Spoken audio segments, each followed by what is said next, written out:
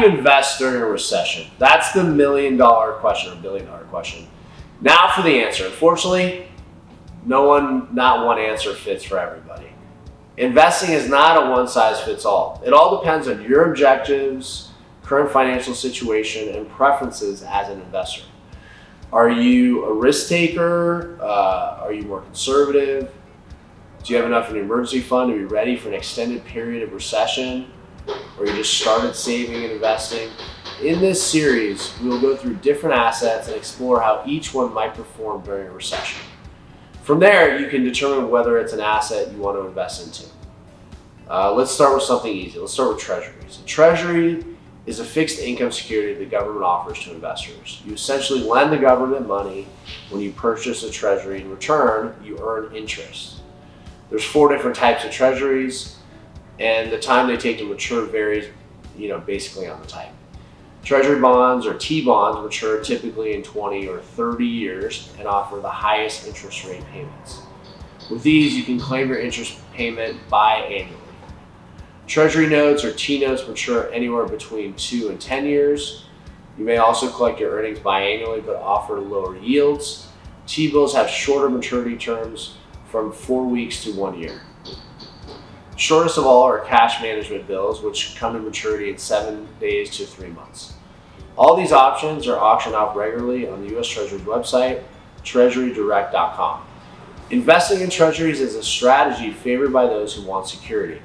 All treasuries have zero default risk, meaning they are guaranteed by the full faith and credit of the United States government, or that's what they say.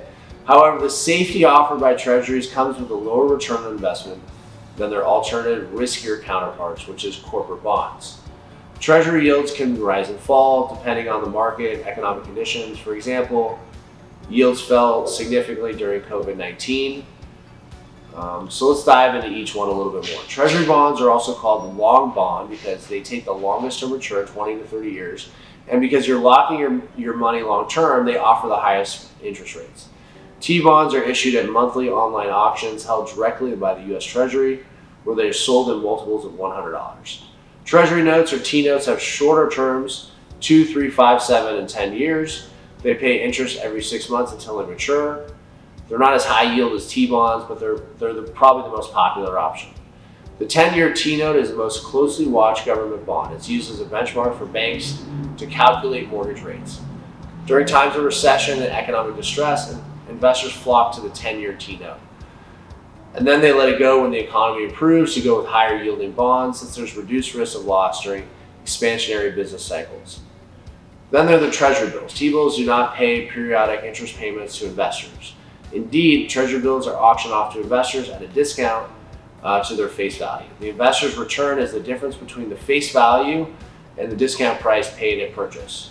For example, an investor might purchase a Treasury bond with a $1,000 face value for $950. At maturity, the investor gets $1,000, so they'd make $50 on that bond. That's their return, or their interest, I guess. Our fourth and final treasury is the cash management bill, or the CMB.